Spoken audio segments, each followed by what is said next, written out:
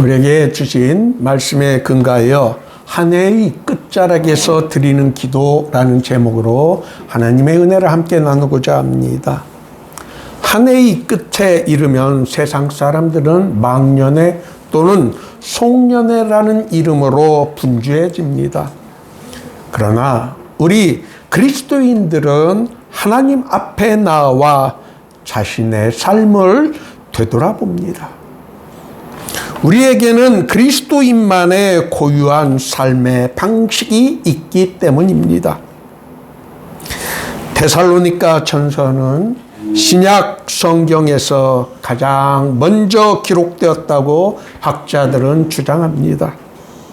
바울 사도는 데살로니가 전서 1장 3절에서 그들을 위해 기도할 때마다 그들 안에 있는 믿음의 역사와 사랑의 수고, 그리고 우리 주 예수 그리스도에 대한 소망의 인내를 하나님 앞에서 끊임없이 기억한다고 하였습니다. 왜 그랬을까요? 이 세 가지 요소는 그리스도인에게는 반드시 발견되어야 하는 신앙의 열매들이기 때문입니다. 우리는 2025년의 마지막을 보내며 조용히 하나님 앞에 나와 우리 자신을 되돌아 보아야 합니다. 지난 한 해 동안 우리 삶 속에 믿음의 역사가 있었는지, 사랑의 수고를 아끼지 아니하였는지, 그리고 소망의 인내를 우리가 얼마나 굳건하게 붙잡고 있었는지를 깊이 성찰해 보아야 합니다. 지난 1년 우리 교회를 돌아보면 가슴 아팠던 일과 아쉬운 일들도 있었습니다. 그러나 우리를 기쁘게 한 일이 있었습니다. 우리 예쁜 이나가 태어나 우리와 함께 예배를 드리고 있다는 것은 정말 감사하고 기쁜 일입니다. 이 모든 것이 하나님의 은혜였음을 우리는 고백하지 않을 수 없습니다. 이스라엘 백성이 미스바에서 돌을 세우며 고백했던 여호와께서 여기까지 우리를 도우셨다고 그 이름을 에벤 에셀이라고 한 것을 우리는 잊지 말아야 합니다. 우리가 여기까지 올 수 있었던 유일한 이유가 오직 하나님의 은혜였음을 인정하는 믿음의 고백이 우리에게 있어야 합니다. 연말에 우리가 잊지 말아야 하는 것은 바로 에벤에셀의 하나님을 찬양하는 일입니다. 한 해를 마무리할 때 사람들이 종종 사용하는 아듀라는 의미를 생각해 봅니다. 아듀 2025년. 아듀는 하나님께라는 뜻을 담고 있습니다. 이는 차가운 작별이 아니라 전적으로 주님께 모든 것을 맡기고 내려놓는 신앙의 인사입니다. 차마 전하지 못한 감사의 말과 미처 나누지 못한 사랑까지도 하나님을 신뢰하며 건네는 작별 인사가 아듀입니다. 오늘 본문인 시 119편 33절에서 40절은 한 해의 끝에서 우리가 드려야 할 기도의 언어들입니다. 이 기도에는 다짐보다 강구가 많고 결심보다 고백이 많습니다. 시인은 자신이 무엇을 하겠다고 호언장담하지 않고 하나님께서 무엇을 해달라고 간절하게 기도합니다. 여호와여, 주의 율례들의 도를 내게 가르치소서. 이 기도는 깊은 겸손에서 우러나는 기도입니다. 신앙생활이 오래될수록 우리는 이미 다 알고 있다는 착각에 빠지기 쉽습니다. 그러나 시인은 주여 다시 가르쳐 주시옵소서라고 기도를 하고 있습니다. 이것이 참된 회개의 표현입니다. 회개는 단순히 잘못을 인정하는 것을 넘어 하나님의 말씀을 다시 배우고 그의 명령에 따라 살 것을 결단하는 행위입니다. 우리가 생활에서 종종 흔들리는 이유는 하나님의 뜻을 몰라서가 아니라 이미 알고 있다고 생각하기 때문에 하나님께 더 이상 묻지 않고 또 배우려 하지 않기 때문입니다. 시인은 문제를 환경에서 찾지 않고 자신의 마음을 향하여 기도를 하고 있습니다. 내 마음을 주의 증거들에 기울이시고 탐욕으로 치우치지 말게 하소서.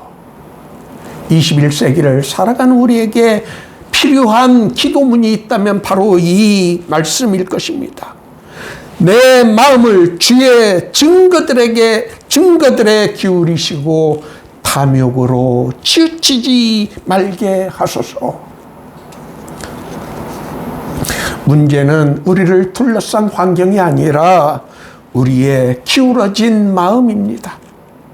마음이 하나님께 기울어지지 않으면 반드시 허탄한 곳으로 흐르게 되어 있습니다.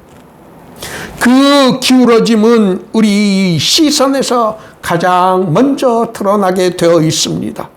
그래서 시인은 이렇게 간구합니다. 내 눈을 돌이켜 허탄한 것을 보지 말게 하시고. 눈은 마음의 창이라고 합니다. 눈이 머무는 곳에 마음이 묶이고 우리의 삶이 그 바라보는 곳으로 흘러가게 되어 있습니다. 이 시대는 우리 눈을 쉬지 못하게 하며 끊임없이 남과 비교하고 또 남의 잘되는 것을 욕망하게 만들지만 시인은 스스로 차단하겠다고 결심하며 하나님께 간구하고 있습니다. 주님, 제 눈을 허탄한 것을 바라보는 것에서 하나님을 향할 수 있도록 하나님께 시선을 고정시켜 주시옵소서. 이것이 바로 우리 그리스도인들이 가져야 하는 믿음입니다. 믿음의 본질이란 다른 것이 아니라 우리의 시선을 주 예수께 고정시키는 일입니다. 그래서 히브리서 기자는 믿음의 주요 또 우리를 온전케 하시는 이인 예수를 바라보자라고 한 것입니다. 우리의 시선을 세상의 허탄한 것에서 돌이켜 예수께로 고정시키는 일이 바로 우리가 가져야 하는 믿음의 본질인 것입니다. 연말을 맞이하여 우리가 점검해야 하는 일이 있습니다. 그것은 히브리서의 무서운 경고의 말씀입니다. 모든 사람과 더불어 화평함과 거룩함을 따르라. 이것이 없이는 아무도 주를 보지 못하리라. 이 말씀에 얼마나 자신 있게 대답할 수 있는 사람이 있겠습니까? 모든 사람과 더불어 화평함과 거룩함을 따르라. 모든 사람은 고사하고 자기의 가장 가까운 친구들과도 화평함을 누리지 못하는 사람들이 많이 있습니다. 또 거룩함을 따르지 못하고 있습니다. 그런데 히브리서 기자는 이것이 없으면 아무도 주를 보지 못하리라라는 무서운 경고의 말씀을 우리에게 전하고 있습니다. 우리는 연말연시를 우리가 분위기에 들떠 있을 것이 아니라 차분하게 앉아서 이 말씀이 내게 적용되는지를 살펴보아야 합니다. 우리는 모든 사람과 화평함을 따랐는가? 우리는 허탄한 것 대신에 거룩함을 추구하였었는가? 한 해를 마무리하며 우리는 화평하지 못했던 관계와 거룩하지 못했던 우리의 선택을 회개하여야 합니다. 그러나 동시에 감사 없는 회개에만 머물러서는 안 됩니다. 시편 기자의 주의 의로 말미암아 나를 살아나게 하소서. 우리는 이 말씀을 깊이 묵상하여야 합니다. 그는 더 잘 살게 해달라거나 더 강하게 해달라고 하지 않고 다시 살게 해달라고 기도합니다. 이 기도의 의미를 우리는 깊이 생각해야 합니다.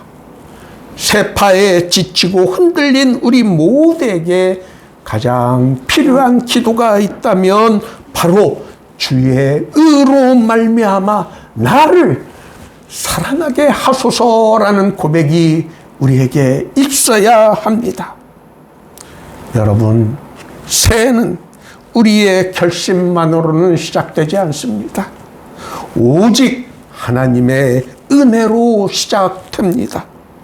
세상 사람들은 송년회, 망년회로 모임을 갖지만 우리 그리스도인들은 우리의 삶에서 믿음의 역사와 사랑의 수고와 주 예수를 바라보는 소망의 인내가 우리에게 있었는지를 점검하는 성찰의 시간, 회개의 시간을 우리는 가져야 하는 것입니다.